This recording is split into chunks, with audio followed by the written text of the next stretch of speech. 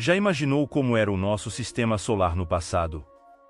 Os planetas tinham a mesma aparência que tem hoje ou eram completamente distintos? Neste vídeo, faremos uma viagem ao passado para descobrir como eram os planetas há 3,8 bilhões de anos.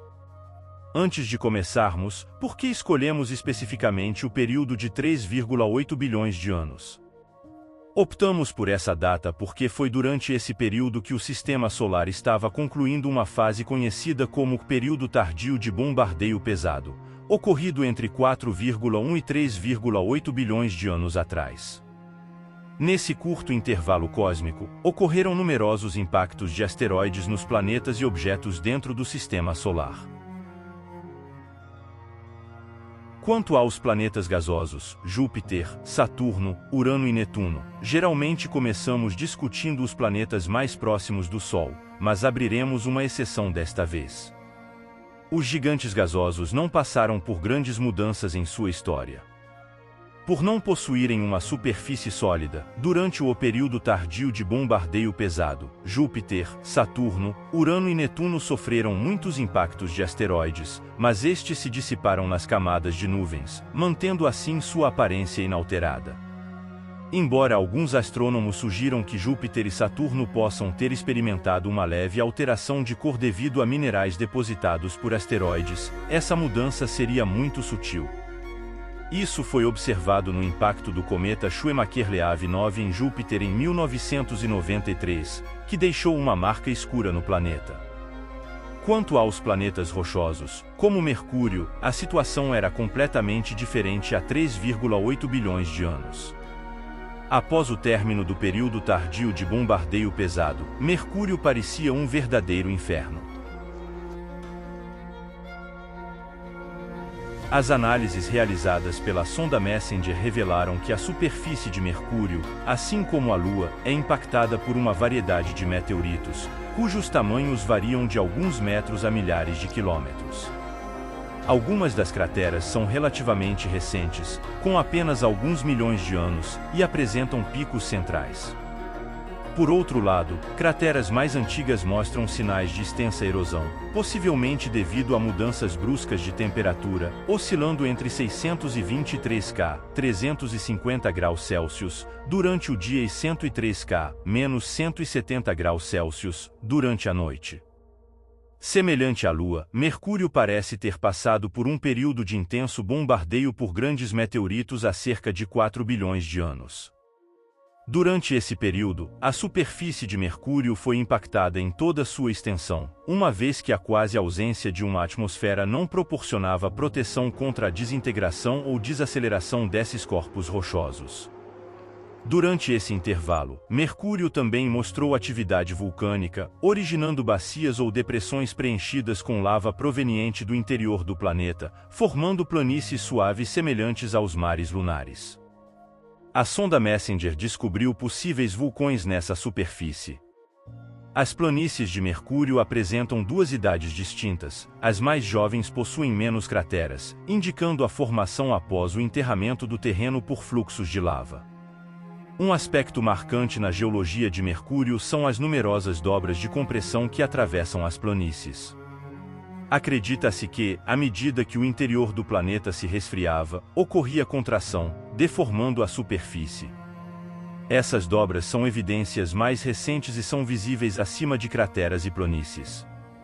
A força das marés exercida pelo Sol causa uma notável flexão na superfície de Mercúrio, com forças de maré 17% mais intensas do que as da Lua na Terra. Destaca-se a Bacia Caloris, uma cratera de impacto que constitui uma das maiores depressões meteoríticas em todo o Sistema Solar. Esta formação possui um diâmetro aproximado de 1.550 km, revisado após o sobrevoo da sonda Messenger, anteriormente estimado em 1.300 km. A Bacia Caloris também apresenta uma característica única chamada The Spider, composta por cerca de 100 fendas estreitas e uma superfície lisa, com uma cratera central. A origem dessa formação ainda é desconhecida.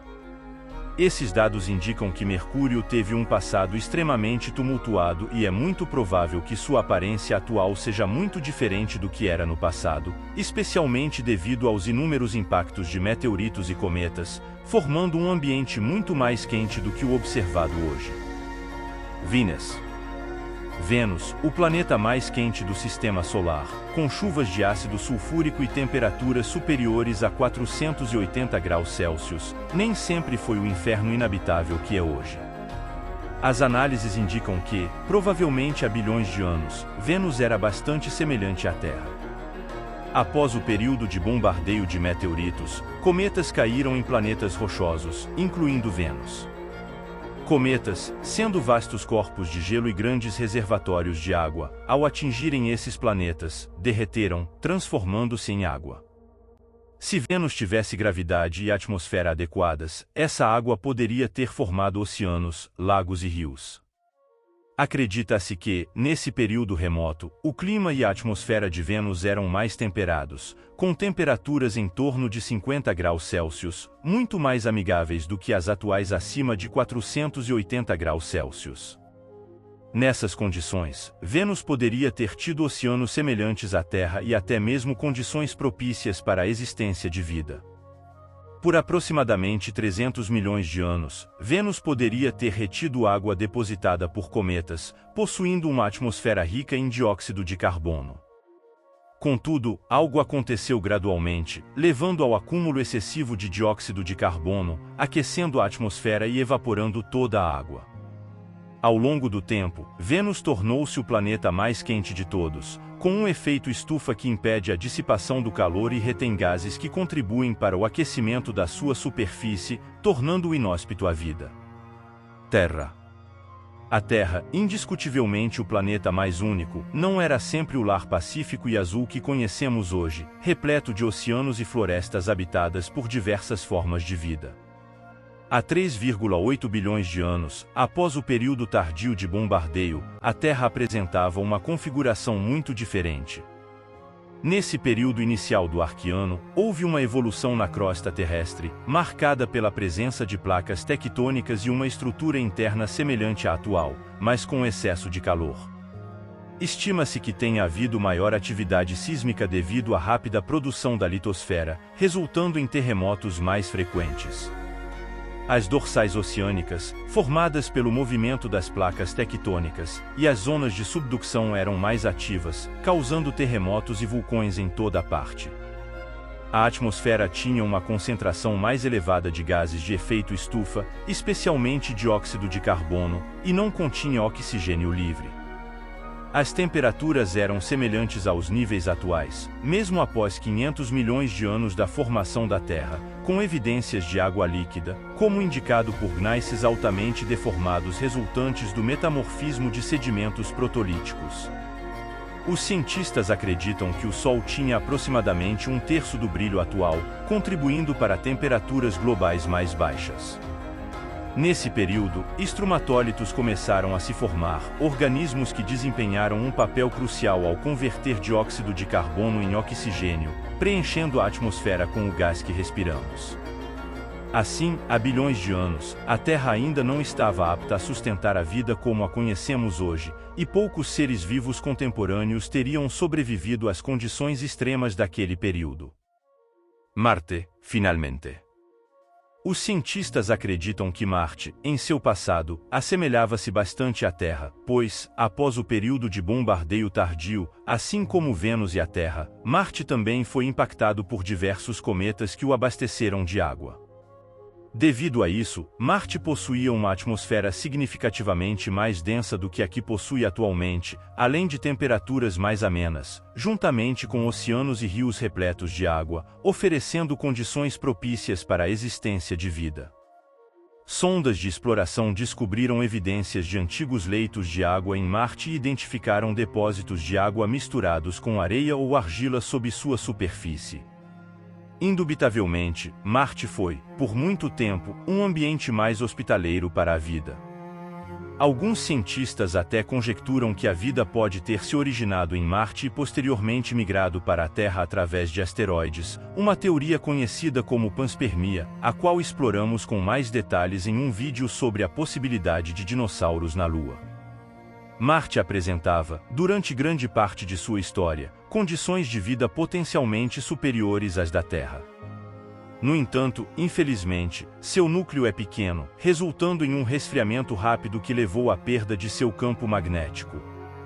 Sem um campo magnético robusto e com uma gravidade mais fraca, Marte ficou desprovido de defesa contra a radiação solar. O vento solar gradualmente arrancou parte da atmosfera marciana, reduzindo a pressão atmosférica e evaporando a água, levando à completa dissecação do planeta. Ao longo da história, os planetas experimentaram transformações notáveis que moldaram suas condições atuais. Essas mudanças, no entanto, permitiram que a Terra desenvolvesse as condições necessárias para sustentar a vida. Se há algo que aprendemos ao estudar o passado, é a compreensão de como será o futuro. Atualmente, sabemos que a Terra e os demais planetas continuam a evoluir, e que nosso planeta não permanecerá eternamente como o lar acolhedor que é hoje. Portanto, é crucial cuidarmos e protegermos a Terra até que possamos encontrar um novo lar em algum outro planeta do universo. Gostaria que fizéssemos um vídeo sobre como serão os planetas no futuro? Deixe-nos seu valioso comentário para descobrir.